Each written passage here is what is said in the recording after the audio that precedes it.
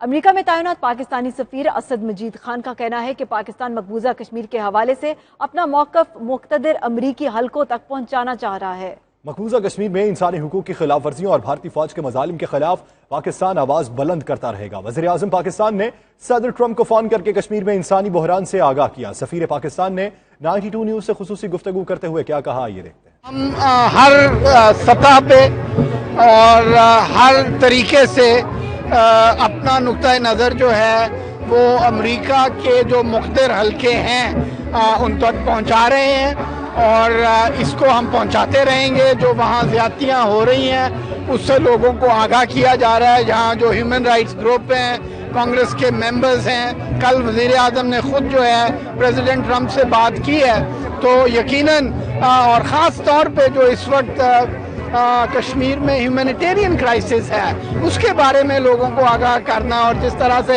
ظلم اور زیادتی اور جو بنیادی حقوق اور بنیادی آزادیاں جو ہیں جو کشمیری عوام کی پامال کی جا رہی ہیں ان کو ہم یہاں ہر طرح اور ہر سطح پہ اٹھا رہے ہیں۔ حالات جس طرح سے ڈیولپ ہو رہے ہیں اس وقت وہاں ایک ہیومینیٹیرین کرائسس ہے۔